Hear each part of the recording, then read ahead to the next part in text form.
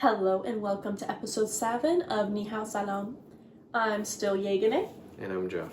Okay, so we're going to jump right into our 2 truths and a lie. Jeff, you always go first, so go ahead. Okay, my first truth is my second favorite color is black. I have never done a cartwheel in my life. I once got caught prank calling the police. What's your first favorite color? If the second is black. Green. That's true, but I don't know if your second is black. You've never done a cartwheel. I can definitely never see you. Wait, do you mean like a successful cartwheel or even an attempt to a cartwheel? I've never done a successful cartwheel. I believe that. I think you told me something about prank calling the police. Alright, I think the lie is my second favorite color is black. I think it's red.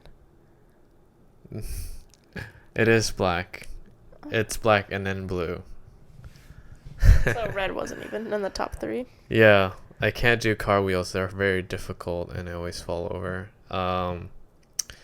Might be my height, but I've seen tall people do cartwheel, which is, I'm jealous. Like they're so nimble. Yeah. I think if I was shorter, I would be much bigger, buffer, and able to do. You're acting like you're 6'5" or something. I'm not even that tall. I'm 5'10" and a half. Okay. I always prank called the police when I was like 4 or 5, because I knew that's the only number I could memorize. Type in and be like, haha, it was in Singapore. Never got caught. Yeah, I called them. So my dad used to give me, when flip phones were a thing? Mm-hmm. My dad used to give me his leftover flip phones. I don't know why. He would go through them like candy. He always had a bunch of flip phones. And then I would play like Barbie in house with his flip phone. And then I was like, oh, well, these phones don't work anymore. And I put 911 and it worked. And they answered and I was like, yeah, emergency. No. Okay, my turn. Yes. Mine are very detailed. Here we go. I got scammed by a psychic at a flea market into thinking I was cursed and paid her $50 and also tipped her because she told me, quote, the spirits love tippers. Second thing. I once found a Chanel scarf on the street and ended up selling it. Third thing. I was pushed down a staircase by a drunk Australian man on New Year's of 2018. I believe the first two. Because I feel like you mentioned about the Chanel scarf. You probably did see a psychic at one point in your life. Not sure about the details. There's a lot of details, such as paying $50 and tipping 50. So those details are, I don't know why you would make that up. So I think the last one, being pushed down the I feel like you mentioned something about drunk people pushing you, and that's why you're afraid of like going first on the staircase. You want to go behind people, but I think that might be a lie. Something's off with that one. So your answer is the third. Yes. I never found any scarf. Oh, okay. Never found any kind of scarf. Okay. The first one is true. I was walking in the East Village. I had like no money to my name, by the way. I was working like $12 an hour at a restaurant. So the $50 was my only $50. And the psychic lady was like, you are cursed, blah, blah, blah. I ended up like Googling her business card. She says that to everybody. She's like, there's a family curse on all the women. She started going into a lot of detail and then she forced me to tip her. The third thing is my friend Henry. I forgive him. But I don't know, Australians get very, very drunk, and it was New Year's of 2018, and he himself was slipping, and to save himself, knocked me down the stairs. And I just went, and there was a giant bruise on my leg, and I lived. And I was sober when I fell down the stairs, so I felt it. Is that why you always walk down the stairs behind people instead of in front? I don't want to. It was really scary. Like, you could get really hurt falling downstairs. You could die from falling down the stairs. Yeah, I was doing actually like 2 times a day yoga at that period in my life. So my bones were like super flexible and I also landed like kind of in a yoga position. Like I landed with my legs first, so my legs were the only things harmed, and they just got a bruise. So I think being an avid yogi during that period of my life helped me not get injured, because they say dancers tend to get injured less because they're more flexible. Like flexible people get injured less in falling situations. Yeah. Well, you're also very young. 2018, yeah, I was very young. Yeah, falling, you just gotta grab on whatever you can find. Or make your landing on your legs and not your neck. Yeah. Yeah, I was 20 when that happened. So I lost this round. I lost. We both lost. Yeah. So in a way, we both won. In a way, we both won.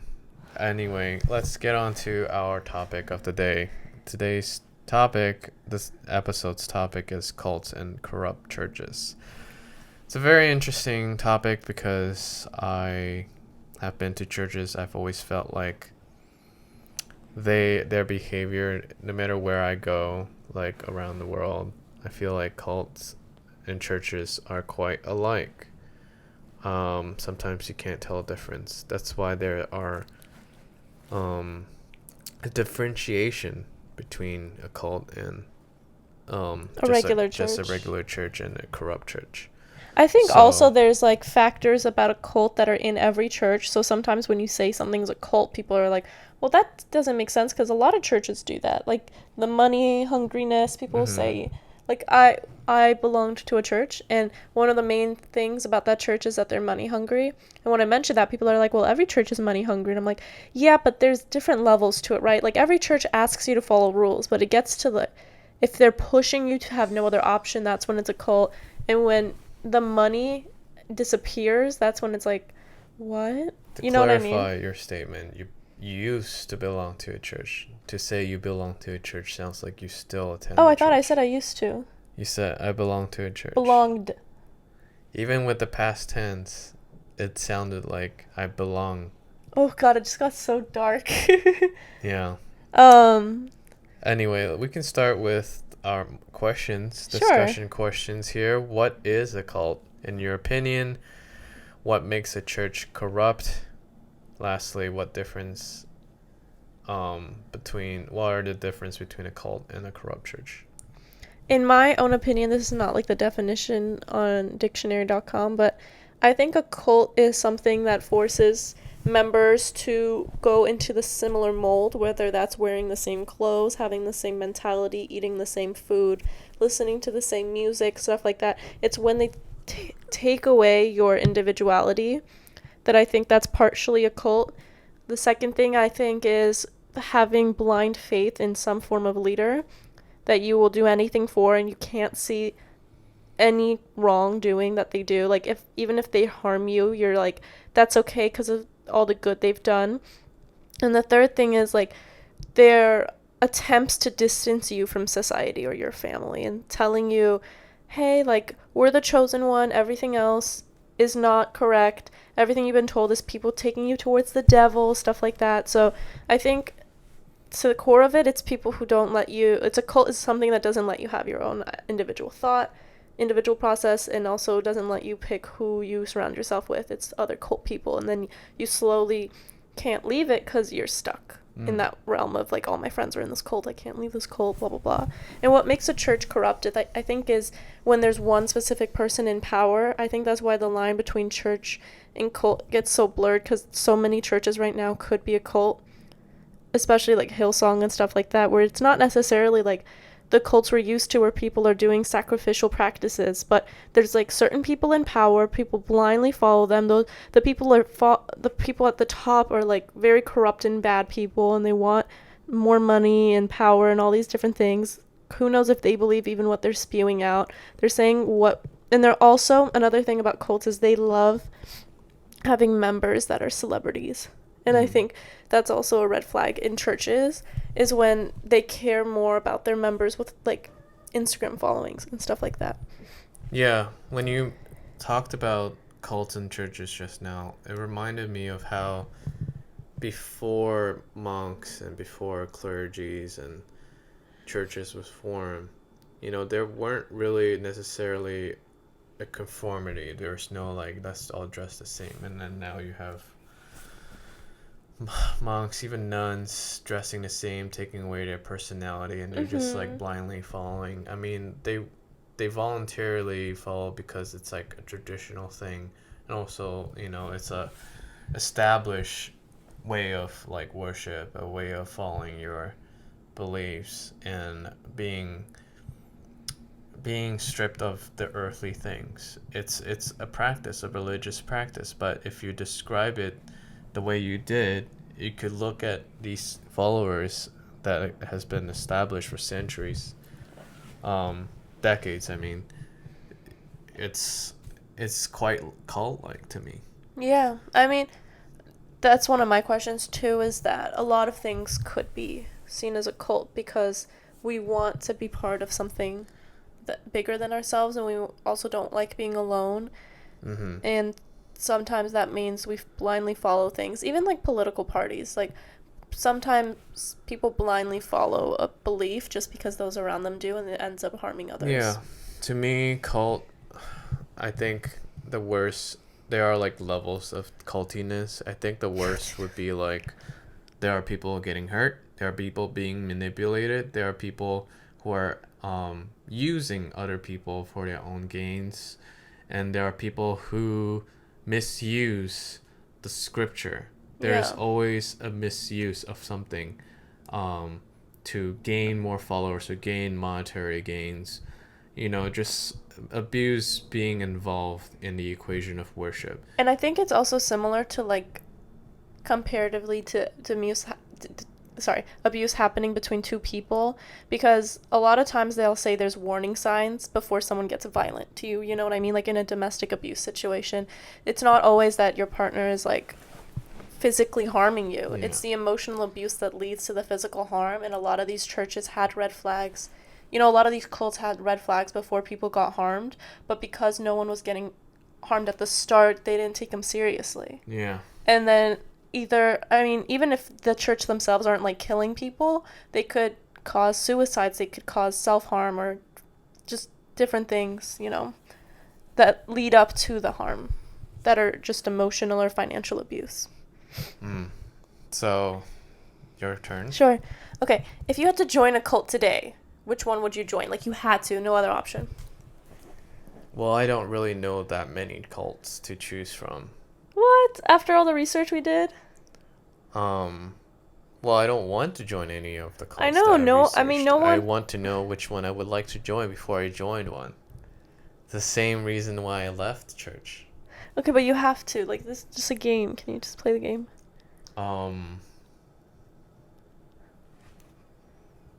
I don't know. It's quite harmful to my mental health to join a cult. So I don't know if I could even. I would just end my life. You can't say that for every game. That's like the game where would you save the family member on the train tracks or save the group of people, and you're like, I would just kill myself. That's not the game. You have to pick something. It's like, would you rather? And then you're like, I don't like any of the options. Of course you don't like the options. It's a game. I would infiltrate the worst cult by joining them. Oh, you'd be a mole. And then I would disrupt the heck out of the cult.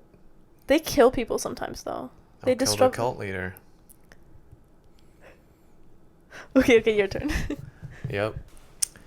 Okay, my question is, it seems from first glance a lot of cult followers benefit from their experience. Similarly, some victims of corrupt churches really believe till death that they must continue to donate to follow their church leaders.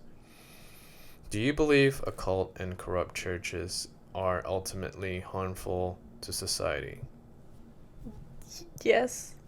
I think there's pros in manifestation. Like, when you're in a church or a cult, there's a lot of verbal affirmations. There's a lot, in my personal experience, when I used to be part of one, we would start all of our sessions with these videos about people's lives that changed because they entered the church.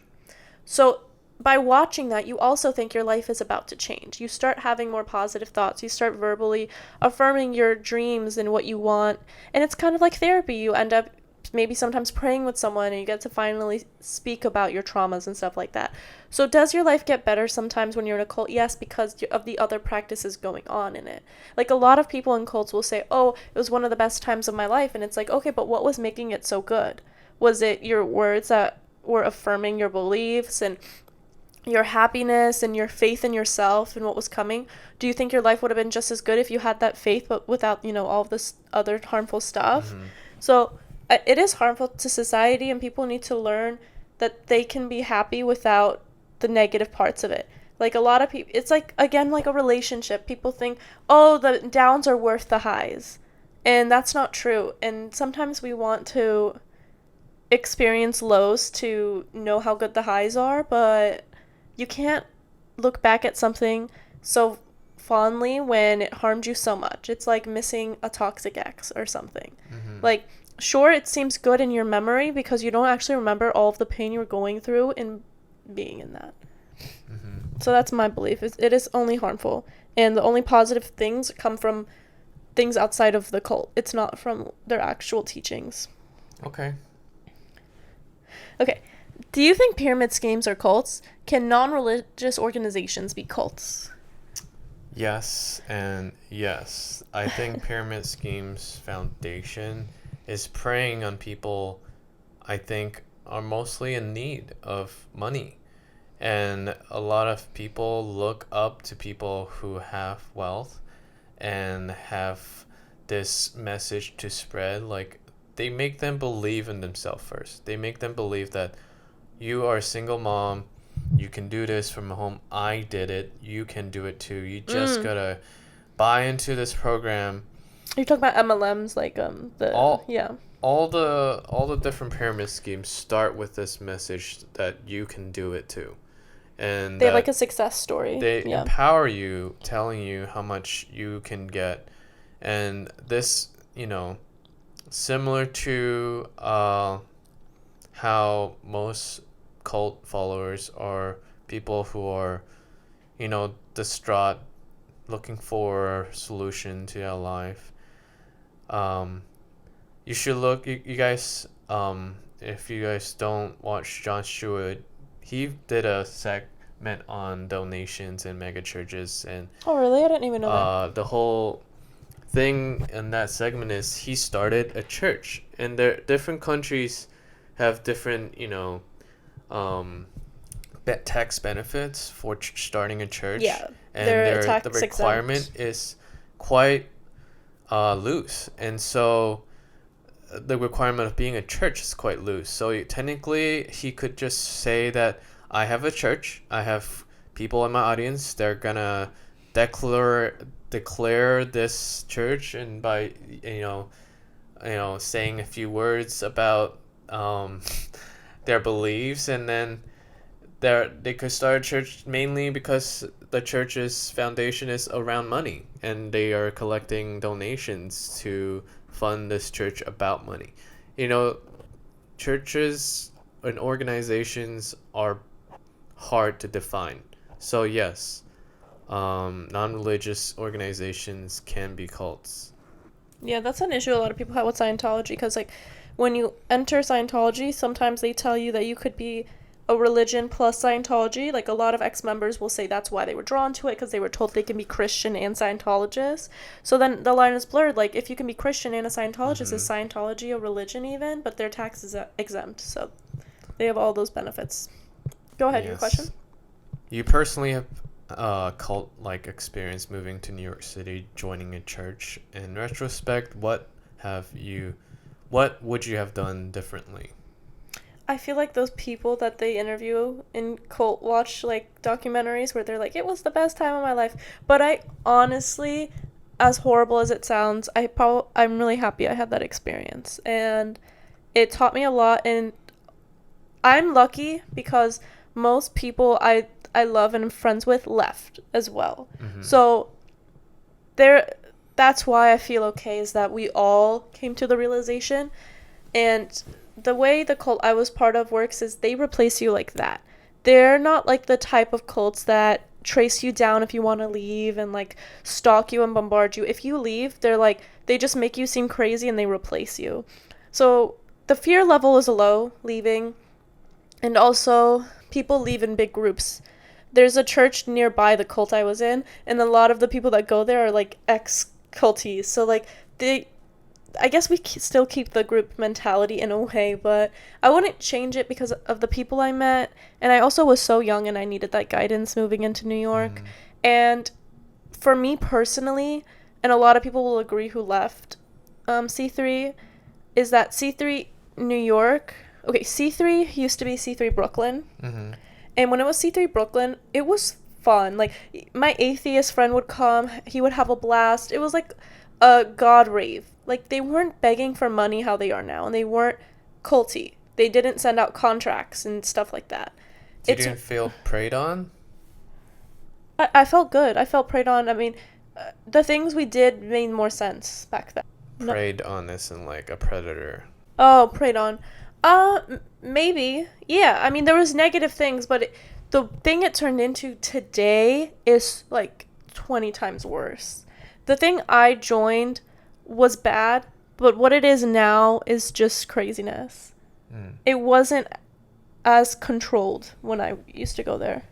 It was when it started changing for the worse that I left. Right.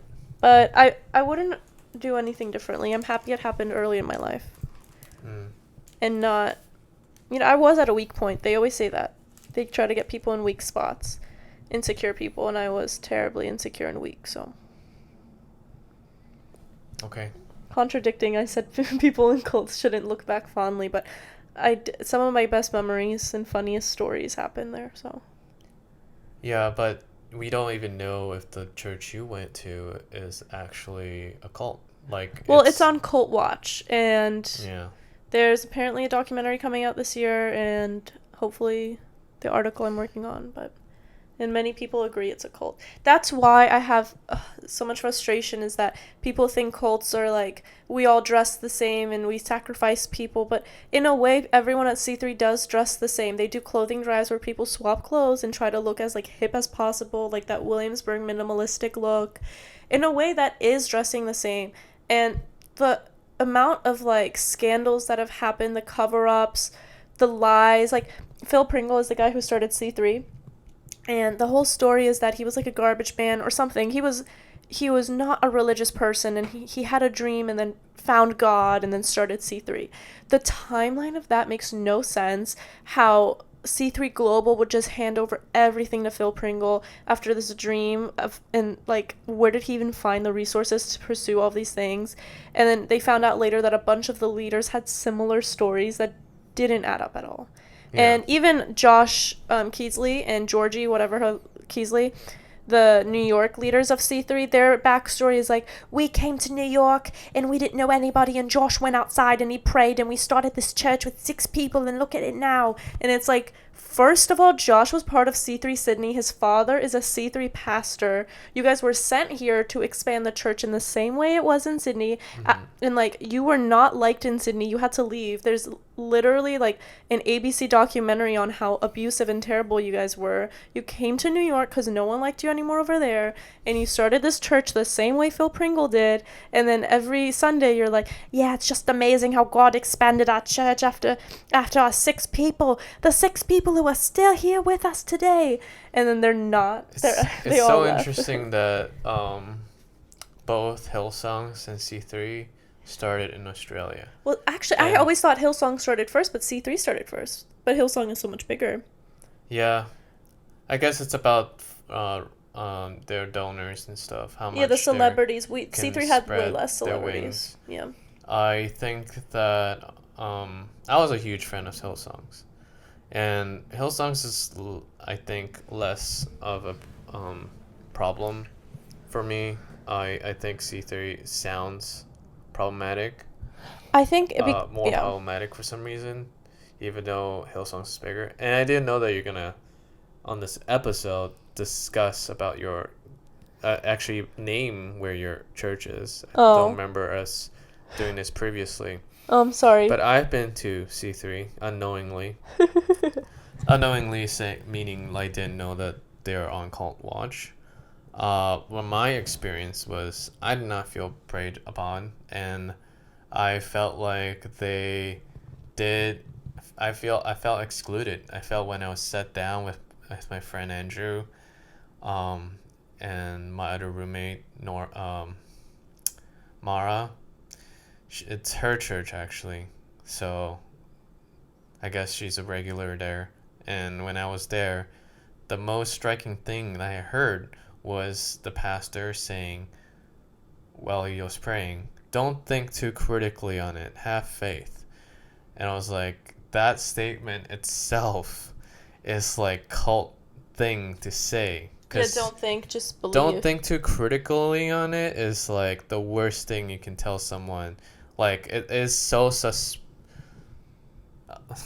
such a suspicious thing to tell someone, especially if you're running a church. There's another thing I was going to say is that the fact that you said you felt unwelcome. So when I went to C3, one of my jobs was all the time bringing people in because I was going to college at the time and like I was young and they wanted more people with that demographic.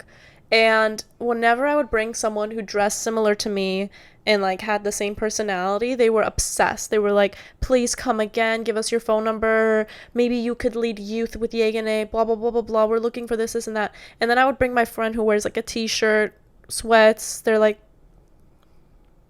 uninterested. I wonder if you were there when I was there. No, I think you went to a different location. I went to Williamsburg. You said you went to Bushwick. No, it wasn't in Bushwick. Yeah, I never went to any other location. I was a Williamsburg C3 person. But it was like so cold outside. It's like a garage basically. Yeah, they do warehouses. I was baptized in like a warehouse rave there. So yeah, I'm surprised you're still a Christian after leaving the church. I don't even see you praying anymore, like, or at all. We'll take a break. You could pray in your head. Anything you want to add? I guess not. Do you still pray? Yeah, I pray in my head. When do you pray during the day? When I'm alone and I play music. Are you being truthful? I don't pray a lot, but I do pray. Okay. I do it in my head. I even when I went to church, I don't like praying out loud. Like when we had to do circle time and they were like, Yeganeh, why don't you pray for the circle? I'm like, hey God, thanks for, like, I don't know what to say. I get social anxiety, so I don't like praying in front of other people. We can talk deeper about our religious practice another time. You called me out on it, and now I have to defend I'm not calling you out. I'm just asking simple questions. Okay, the amount I pray now is the same I prayed when I went to C3, if not more, because I didn't pray when I went to C3 because I already felt saved. I felt like going on Sundays was enough. Okay. Let's take a break, and then when we come back, we're going to do an activity called Rate 10 Organizations by Their Cult Level. We're back. If you're wondering why we're wearing all white, it's because we are starting a cult. I'm just kidding. Oh my gosh. would like to go to our next segment, which is a presentation as well. We'll be looking at 10 different organizations around the world, mostly in the US, and start rating their cult level. So we'll start off by talking about what a cult is. So a cult is a group or a movement held together by shared commitment to a charismatic leader or ideology. A small religious group that is not part of a larger or accepted religion and that has beliefs regarded by many people as extreme or dangerous. So these are two different definitions, and we can go from 1 to 10. 1 being not really a cult, 5 being pretty much, and then 10 is like the worst of the worst, which is burning in hell. Another thing we would like to point out is 7 signs, that a cult can give off. Number 1, opposing critical thinking, which was what I mentioned when I went to C3. Number 2, isolating members and penalizing them for leaving. Penalizing. You can say penalizing. I think that works too. Number 3, emphasizing special doctrines outside the scripture. This is mainly the Bible, because these are Christian cult leaders we're going to look at. seeking inappropriate loyalty to their leaders. Some are sex cults. Some are pedophilia. Ugh, they're like disgusting. They exist. Maybe put a trigger warning of like abuse and bad stuff at the bottom. Of course. Number 5, dishonoring the family unit. I guess separating the families. Isolation in another way, yeah.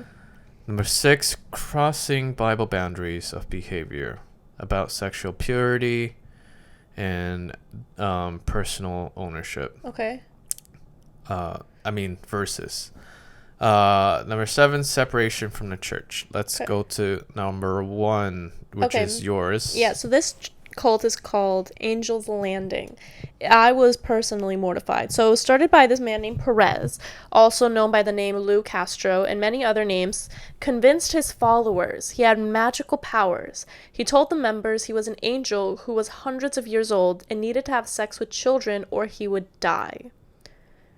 Following his 2015 trial, Perez was convicted of 28 crimes, including first-degree murder, rape, aggravated assault, sexual exploitation of a child, among others.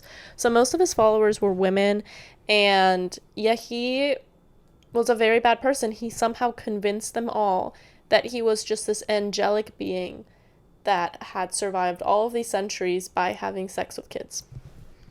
That was his thing. Yeah, that's definitely a high 9. Yeah. Even though, like, I think the only reason it's not a 10 is because he didn't convince other people to also do that. Right. He's disgusting, terrible, bad, but some cults have that same sex pedophilia, and they force their members to also be, like, predators.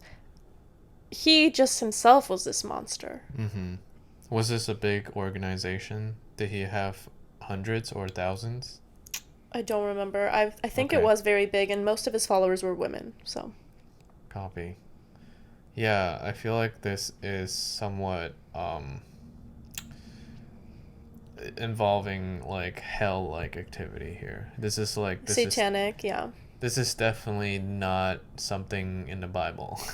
Like, I'm so confused how she convinced so many people to join. I think, okay, well, I will say something about my mom. Hopefully she doesn't see this. But my mom was a Christian. I still think she is. But she started following, like, these Buddhist beliefs and started following this one woman named Caroline.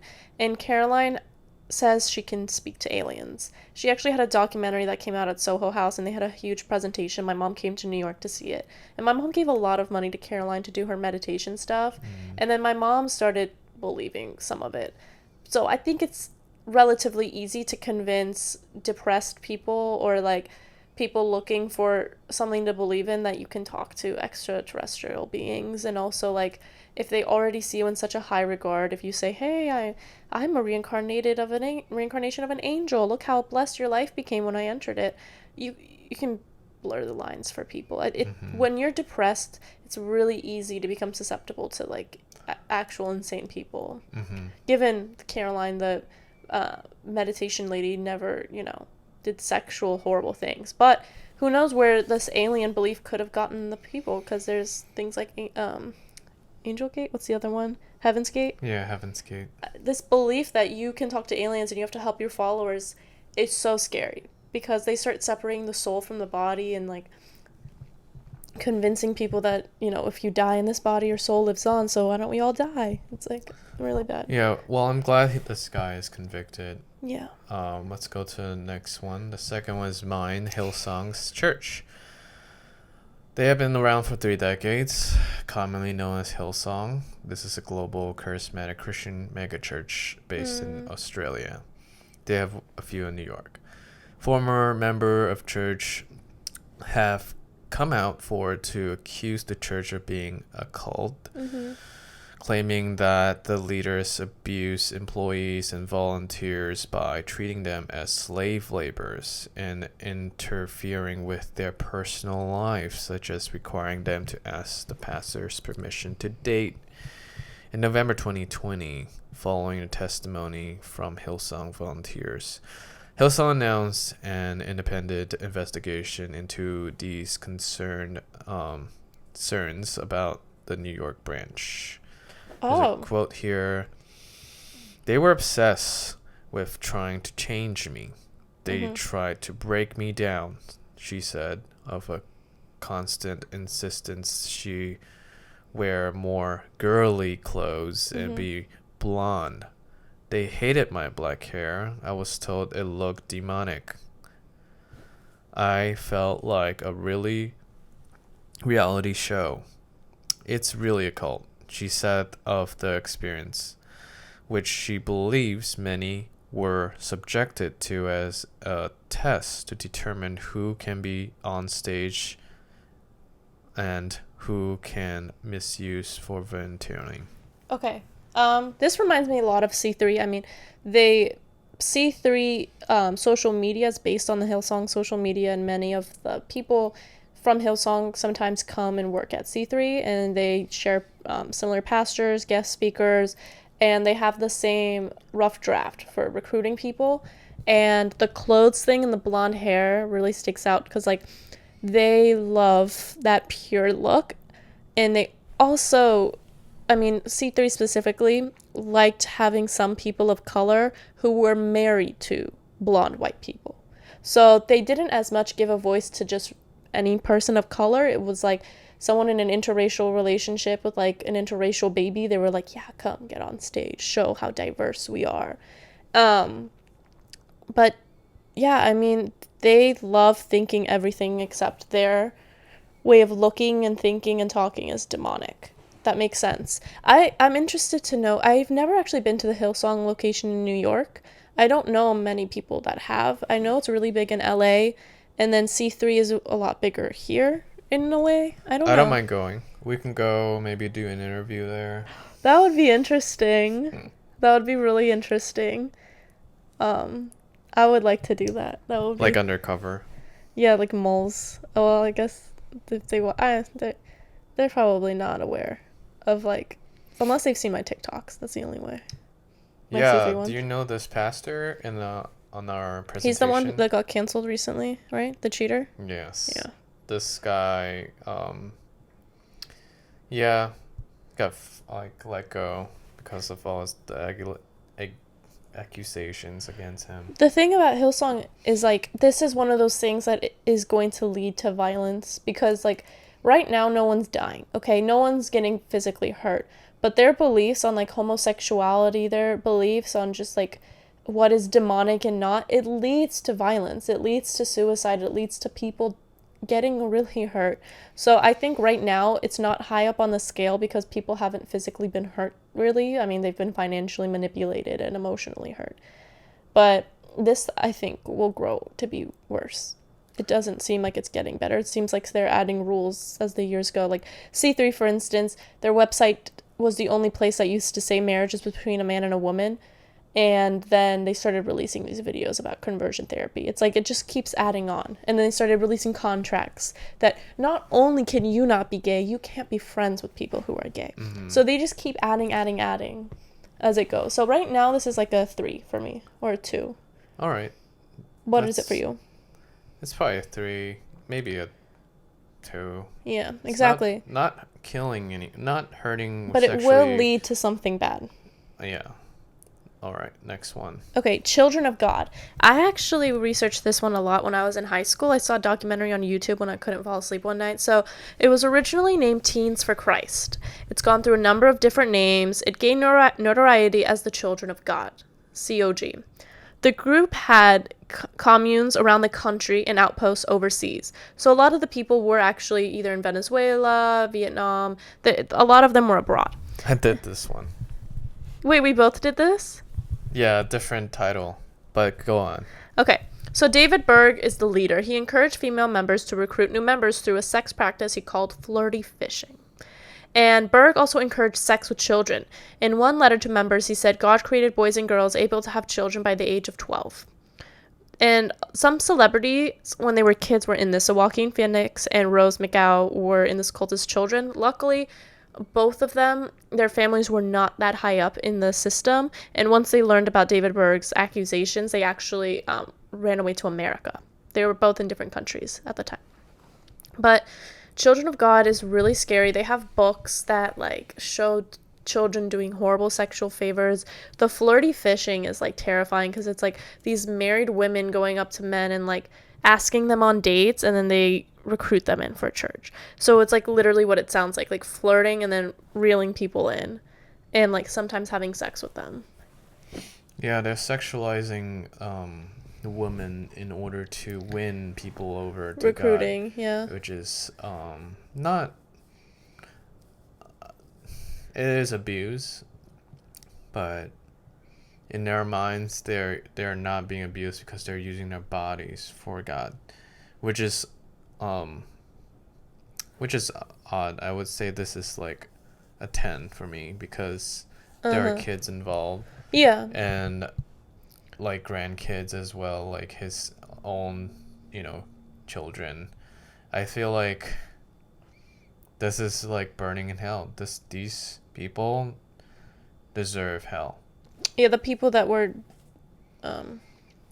not the people who tried to leave, obviously, or the people that got caught up, because it didn't start out this evil. It started out as like David Berg, he's this attractive man, what is his new ideas, and then people got caught up. So yeah, it's always starts small and it always evolves into something very horrifying. Abusive, and they remove themselves and they show up once a while, but when they do show up as a cult leader, it's like they're just mesmerized. They're just a lot of the women wanted to sleep with him. A lot of the women saw him as God. So what do you think? Do you agree? Yeah, this is a 10. I also think taking people out of the country, and he himself went to some country in Eastern Asia, I forget, and got a different wife, but like I think taking people out of, if they're in America, taking them out of America, like you're mixing like foreign relations, and like it's really hard to save someone if you took them to a different country and they're in this like sex cult. Like it's really hard to save. I don't know. Yeah. It's terrible. Let's move on. Yes. My turn. Westboro Baptist Church is an American hyper-Calvinist hate group which members follow the organization's literal interpretation of the Bible. They are known for engaging in inflammatory, homophobic, and anti-American pickets, which is protests staying in front of people's property, as well as hate speech against atheists, Jews, Muslims, transgender people, and numerous Christian denominations. It is a Baptist church that is not affiliated to any Baptist denomination and has been denounced by the Baptist World Alliance, the Southern Baptist Convention, and other mainstream Christian denominations. They're almost like a meme because they're like so horrible. Their protests are always on the news. I mean, their signs are just the most offensive like thing. Are people dying? No one's dying. No one's dying. No one's being forced. This just has the vibes of like alt-right group Nazis. Like they're terrible, but it's like if these people weren't in Westboro Baptist Church, they'd just be in an alt-right Nazi group. Like there's always a place for these like terrible right-winged, like extreme right-winged people that have these ideas that like other people are so much below them that they can just print these terrible signs and go. But churches are always growing, and their ideology is a cult-like ideology, and it forms a toxic behavior which is unacceptable. I think that it hurts emotionally the youth that are grown into this environment and a homophobic, anti-American environment. I think also a lot of these members, I mean, from videos I've seen, love attention, and I'm sticking to my belief that if they weren't in Westboro Baptist Church, there would be somewhere else spewing the same disgusting things. Like, I have minimal hope for people. Okay, people who are in cults are often victims, right? They were in a poor state, and they got mesmerized, and then they fall into these traps. Westboro Baptist Church people, they're bad people. They're literally, like, actually spewing out hurtful things to people outside of the cult. Like, a cult is bad, and bad things happen in a cult, but it's when you bring people from outside of the cult and you hurt their feelings too. It's like, at least do this to just your group. Like, I'm not saying be in a cult and be a bad person, but Westboro Baptist Church is also bullying people not even in their own cult. Like, they are just terrible. They just remind me of Republicans. They think they're doing God's work by, putting up signs and I understand, but they're hateful. They're giving me like I want attention vibes. Like the same guy that sits outside parks and puts that sign that's like, talk to me, I want to have a debate, and he puts like a really offensive thing. This is opposite of debate. This is the closed conversation here by putting up signs, I think. But it's like, I just have no empathy for people who like print really dramatic, mean things. They spend hundreds of thousands of dollars to do these protests. They stand outside abortion clinics too. Yeah, abortion clinics in front of like a military funerals. They stand outside like different organizations, different universities that have a certain stance. Anyway, let's move on to our next one. Oh wait, what did we rate them? We didn't rate them? No. Oh, I would say a 5 in between. They're basically a cult, but they're not really extreme to a point where they're going to hell. I think they're a 5. Yeah, they're definitely. They are definitely going to hell, but I mean, it's not my place to say who's going to hell. Hell exists. Yeah, I think judging people like this is terrible. All right. The Rajneeshpuram. So Rajneeshpuram, he preached a religious-less religion that embraced sexual liberation. The Rajneeshpuram community attempted to sway local elections in their favor in a variety of methods, including the Share a Home program, in which they transported thousands of homeless people to Rajneeshpuram and attempted to register them to vote and inflate the constituency of voters for a group's candidates. The cult collapsed after authorities deported Rajneesh and convicted some of his staff, including Secretary Ma Anand Sheila, of orchestrating a food poisoning scheme against locals. No one was killed, but at least 700 people were poisoned in an effort to influence a local election. So these people, to me, I mean, we watched the documentary on them. Partly. And they don't seem that harmful to me. I think swaying local election, like many elections are swayed. Not to say you should poison people and like bring homeless people into, but also they housed homeless people. So I think elections are swayed regardless. Like even the mayor vote in New York, like Eric Adams won, and I've never met someone who likes Eric Adams.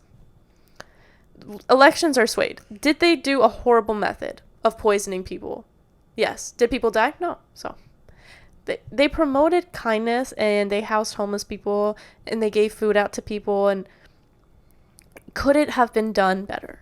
Absolutely. Was wearing red all the time together kind of scary? Gave bad vibes. But are they evil? I don't think they're evil. I don't think they're evil. I think they were pushed to the edge a little bit by the community around them that saw them as like crazy assholes that came in out of nowhere with money. And of course you have money when you have thousands of followers giving you all their life savings, but it's like they were building an empire of like technology, of like a communal space for everyone, equalizing the playing field for all genders, all race. People are coming out of state, out of this country to join this commune. They were wearing the same thing. It's very culty. You have to watch the documentary to really understand the start of it all. But it is a cult. I wouldn't say it's a 10. I would say it's more like a 5, a 6, whereas a 7. No one really is getting hurt. Besides the poisoning, but poison is such a dramatic word. Food poisoning, you can mess up so easily and by kill people. Just a few bad cooks.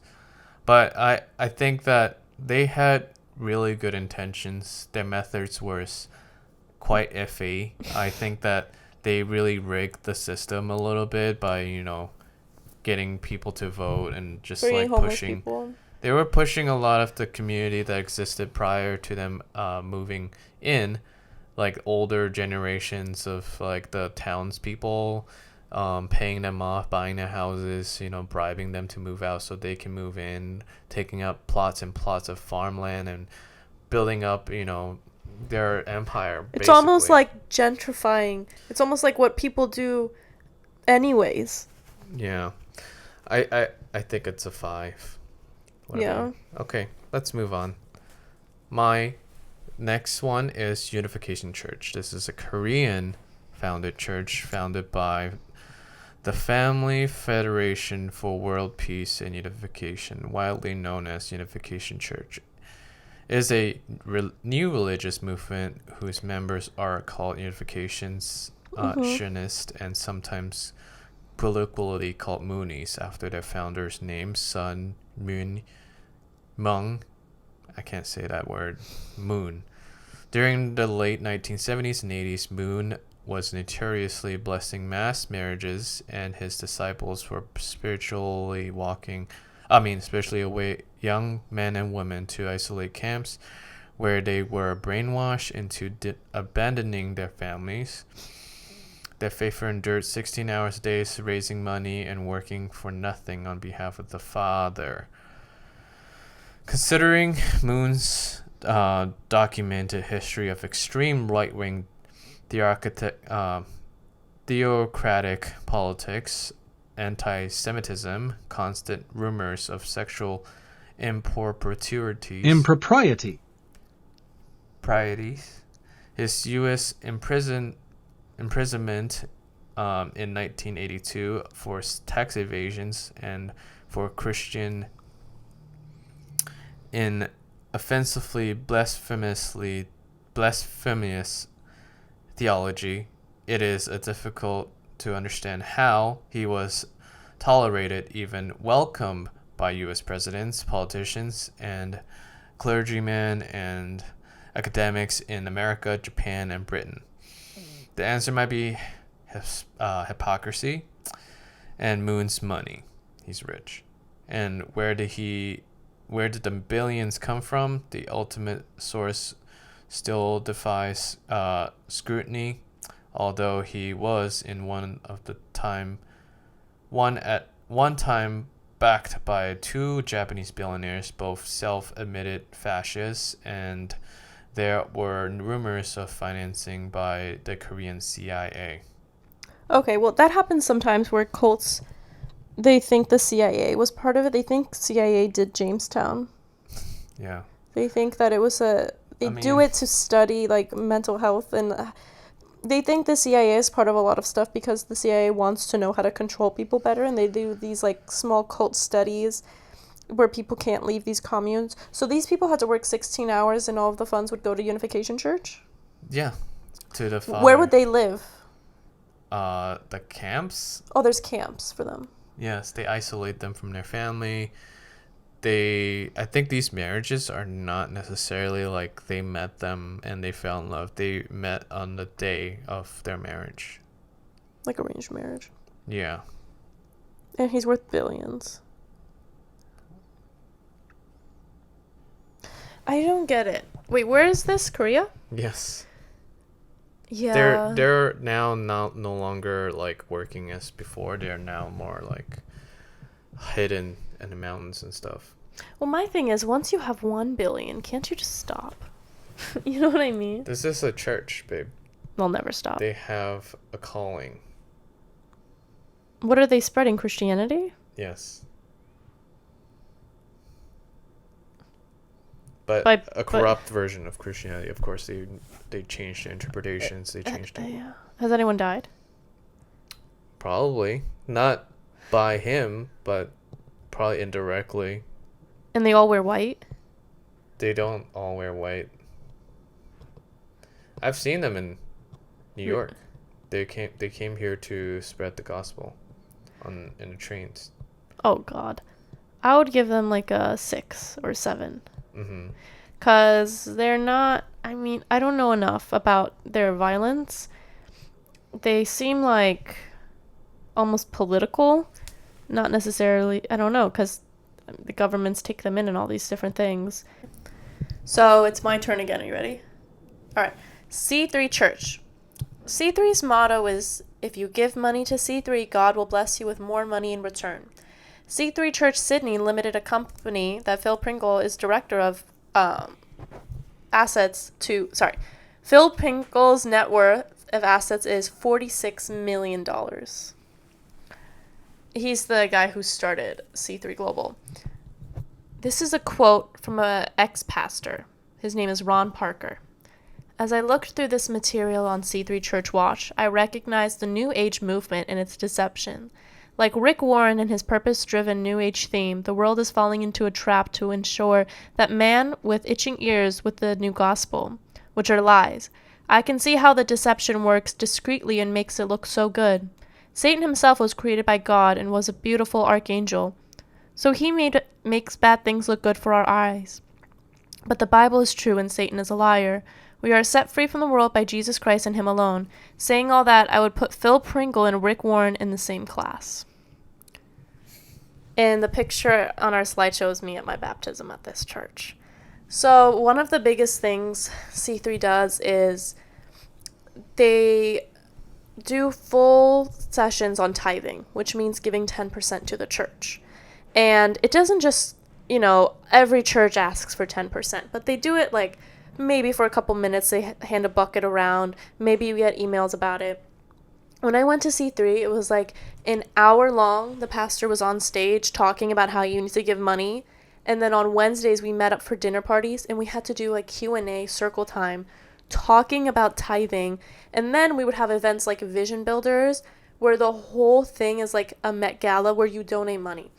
Here's the confusing thing. C3 has no building in New York. They've rented this whole time, yet the pastors themselves have bought property in Long Island City and in the Hamptons. Like, at no point have they stopped renting, and there's a reason for that, because like they are known to like run away, and when you rent, you could just, even this summer, like they totally just left C3 up to Pastor Fillmore. And what you mean by rent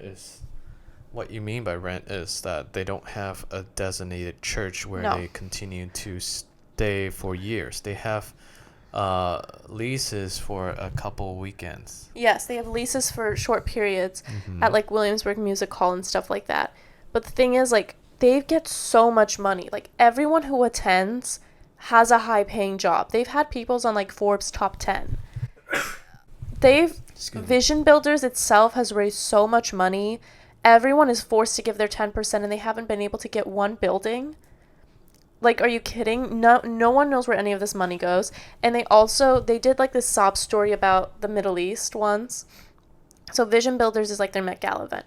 And they showed us like this video before the event where it was like, in the Middle East, we're bringing C3, where people are too scared to have Bibles. Turned out they're talking about Egypt, where there's a ton of Christians. Like, they're not in the forefront of Syria. They're like literally in Egypt. And then when you ask them, where's this church that you planted in Egypt? The first church in Egypt? They won't tell you. And you can like, literally my friend wanted to go to Egypt. She was like, can I visit the church in Egypt? They wouldn't tell her. They're like, yeah, we'll get back to you. Never got back to her. She's like, hey, where's this church in Egypt that we all paid for? Never got back to her. No one knows where any of this money goes to. And then Phil Pringle himself is worth $46 million. Like, this is just a money scheme. They're also like culty in the ways that they're homophobic. I mean, the pastor Josh also like once stood with a mirror and was like, "This is your body after sex," and then he smashed the mirror in front of all of us. They sent out these contracts this summer where they said that you can't have sex before marriage and that you can't believe in gay marriage and you have to sign that away. I've heard worse stories. I haven't personally experienced of like SA stuff, but yeah. Yeah, this church sounds like Hillsong's. Yeah, they base it off. I think that I would say culty behavior, yes, but are they truly and really a cult is yet to be known. Yeah, true. There should be more documentation coming up through like different news outlets and stuff. Yeah, just journalists getting involved and people who are outing this church out. Just things will come up and we'll see. I would say for now, a 3. Yeah. Given it's called C3. One other thing is they promote people with mental illness to stop taking medication. I think a lot of churches do that. Yeah, that's where the line blurs, because a lot of churches have these tactics. Okay, your turn. All right. My next one is called One Taste. One Taste, founded by Robert Kendall and Nicole Dildon, is a business dedicated to teaching the practices of orgasmic meditation and slow sex. Though it embraces ideas based in Eastern philosophy, One Taste's central focus is female orgasm through a practice called orgasmic meditation. Dildon stated a Buddhist monk introduced her to orgasmic meditation before she started One Taste, though she did not name the monk nor the lineage that the monk studied under. One Taste originally operated two communal-style urban retreat centers, one in San Francisco, Soma District, and another in Lower Manhattan. Several journalists have compared One Taste to a cult and pyramid scheme. One Taste is currently under investigation by FBI for sex trafficking, prostitution, and violation of labor law. In 2018, One Taste closed all their U.S. locations and stopped hosting in-person classes. Playboy magazine compared One Taste to Scientology and Landmark Forums, saying it is a pyramid pricing structure. For example, a week-long training with Nicole was advertised as at $36,000. It said, "All I can think about is how easy it is to start a cult. The way that volunteers serve their leaders, jumping in their every demand to get me water, move that stool. A full court sale pitch from the minute you walk in. I leave early and I'm furious." The author implies she's gaslighted when she disagreed with the leader. She writes that she was traumatized for weeks as memories of her past sexual traumas were triggered by a business promising female empowerment, but the people probably just want your money.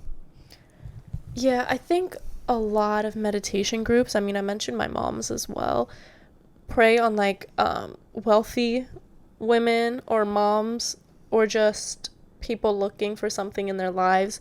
You mentioned like female empowerment and female orgasm. I'm guessing a lot of these people are in like marriages they don't absolutely love, or just women who want to spend their money on something. I myself have like spent a tremendous amount on yoga when it does not need to be that much. Even yoga to the people, yoga for the people in New York City used to be donation based. Like you could put $2 and you can practice yoga, and then someone behind you could put $40. It just makes up for it. And now they have a minimum. So like a lot of these yoga activities, meditation stuff only works for like really rich women out there. And it's, you know, the commercials, the stuff like that is towards Lower Manhattan, San Francisco, Sonoma County. Like those are where really rich women live. So it makes sense that this grew so much. I'm horrified that there was like sex trafficking, all of that stuff, but they should look into a lot of other meditation and yoga practices as well, because I'm sure that's also happening. Because I don't think this is unique. I think this happens a lot in this world, and it's disgusting. I mean, these women are being financially exploited, and then also God knows what else is going on. It's pretty terrible. But people wouldn't always think it's a cult because they're, you know, not dressed all the same, even though they are in yoga clothes. But did you see that yoga documentary? It's called like Hatha or something. No. It's about this guy who was like assaulting every yogi that worked under him. Oh, yes.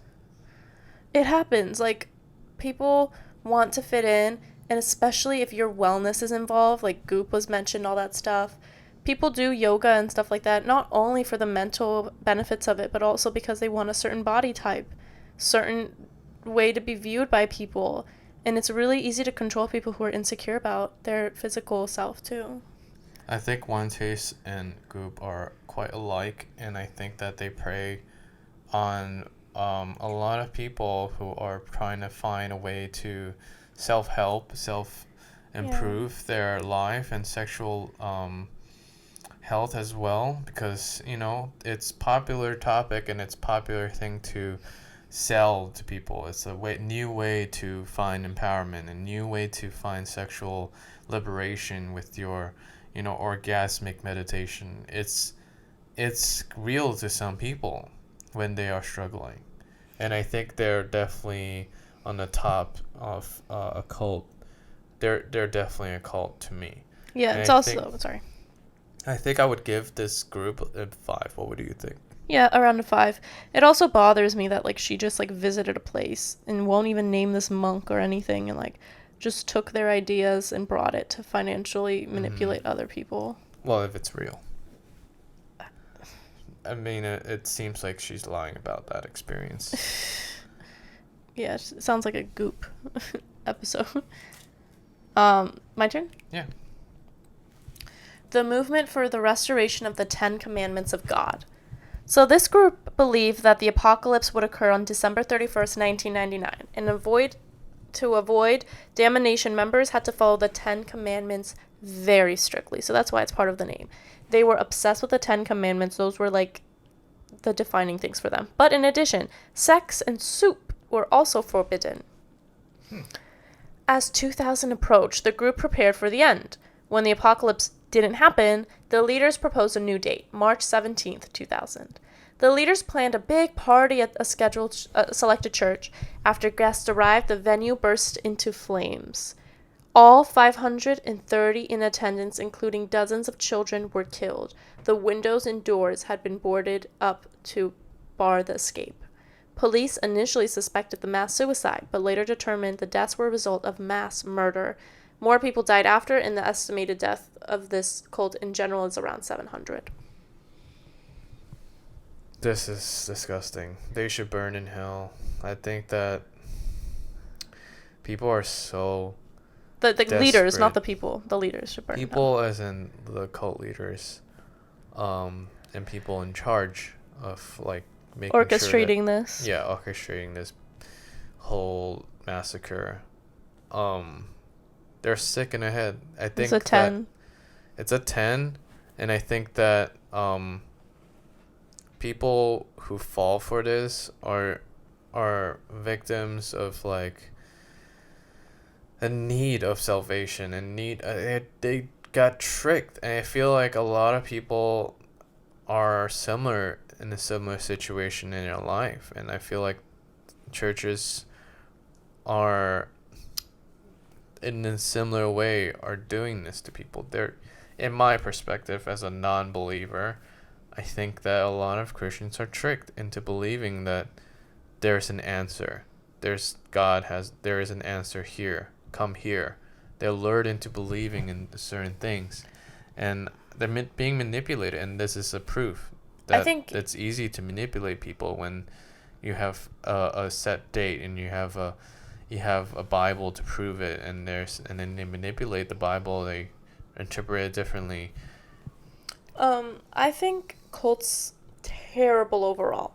The thing that makes a cult go from terrible to actual evil disgustingness is when they add the idea of the end of days being a date that the leader decided. Because, like, also Charles Manson's cult, they believed that the race war was coming, or Angel Gate, or whatever, Heaven's Gate. Mm-hmm. They believed that, the end of days was coming, or, like, the only way their souls could go to the next thing was if they died. It's when they add this idea of, like, we need to die.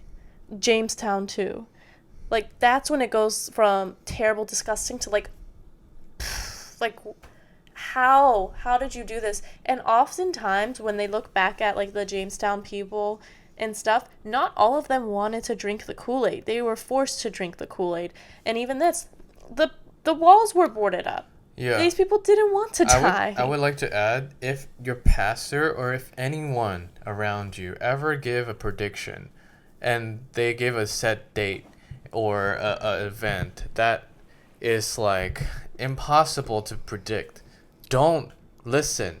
Don't take them seriously. If it's a church, walk away. This church leader is not in a right mind. If they are like, oh, this Bible verse plus this Bible verse, the number adds up to this date. Do not listen. Do not engage in this conversation, this kind of behavior. It's cult-like behavior.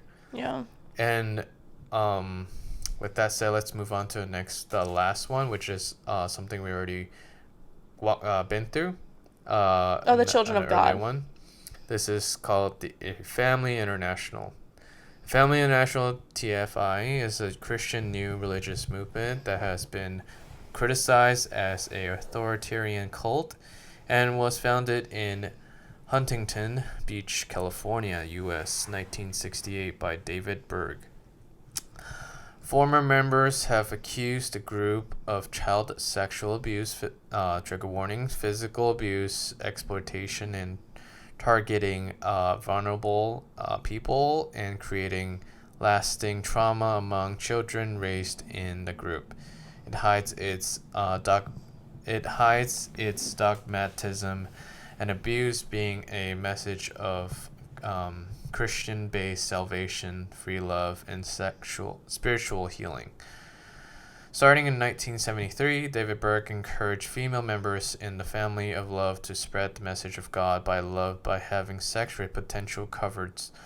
Instead of in the streets, Berg wanted his followers in the streets. Followers are guided through personalized sexual fantasies with Jesus, since prophecies and King Peter frowned upon homosexuality. Male members are told to pretend they were women in these scenarios. The practice of loving Jesus also involves graphics and elaborate poetry, visual arts, and music. TFI publications around, and quite a few are geared towards children and young adults. At least one individual growing up in a family during the Christian Children of God era describing being sexually abused from the age of 4 by members of the cult, including their own fathers. She blamed the philosophy of David Berg, who told the members that God was love, love was sex, so that sex should not be limited by age and relationship. There was this quote, I think I've mentioned it before, by Reza Aslan. I mentioned it during when we talked about religion, when he was on Jon Stewart. And he was talking about how the Bible influenced the KKK, but also influenced, helping cancer patients have faith. And how the Quran can be the most peaceful religion and so beautiful and can help so many people through depression, but could also fuel hate. And then he said, bigoted people will find bigoted verses. And to me, it seems like these disgusting people were going to be disgusting regardless. They needed someone like David Berg to say, it's okay to have these disgusting thoughts. Here's some graphics. Here, I'll do it. Yeah, read this verse. It's okay. Age doesn't matter. It's okay if it's your kid. Like, they're just waiting for that person to give them the okay when they've always had this disgusting thing inside of them. I personally think a lot of the evil people within the cults and the leaders would have done all of this, even if the Bible had not been involved, even if religious texts hadn't been involved. They would have found something else and convinced all these people to follow them. I think they're just disgusting people looking for disgusting verses to justify their disgusting thoughts. Yeah, I mean, this is the same with any churches. I feel like they have their leaders who interpret it a certain way and get their congregations to behave a certain way or justify their spending or, just justify their need for more donations. So technically, every religious leader manipulate their congregation in their own interpretation, whether for the good or the worse. So with that said, I would give this a 10 out of 10 again. So a 20 out of 10. They should really burn in hell. Burn in hell for eternity, actually, if it exists. I think we should also in way have a debate in the future. I feel like in a way this brought me further and further away. I'm not convinced God exists. This to me pushes me further. And I feel like to some people after seeing this, they can still believe am I'm dumbfounded. Like, how can anyone continue to believe? You know? Because I can believe in something for myself and have positive interactions with it and a belief system set up, and I can acknowledge that there's evil in the world. Like, as I mentioned, these people would be evil regardless. I understand, but we need to have a debate regarding the reality of the truth behind the Bible and the truth of, like, is this real? Is Christianity real? Is anything real? So we'll maybe have that someday. I would like to end it with a plug that we both recommended, which is this movie we watched. It's so good. It's called The Invitation. It's a 2015 American horror film directed by Karen Kusama, and it's written by Phil Hay and Matt Manfredi, and it's on Netflix. It's really, really good. It has to do with cults and like a dinner party. I personally was very triggered by it. I kind of want to watch it again. I thought it was great, and it depicted the cult mentality and people coming back from cult experiences really, really well. I really liked it. A lot of tension, which is good for like movies, and you're on your seat the whole time. Yeah, thanks for listening. I hope you guys enjoy being here talking about our takes on cults. Here, hold this for a second. I want to show Stormy. Okay. All right. Goodbye. Goodbye, guys. See you next time.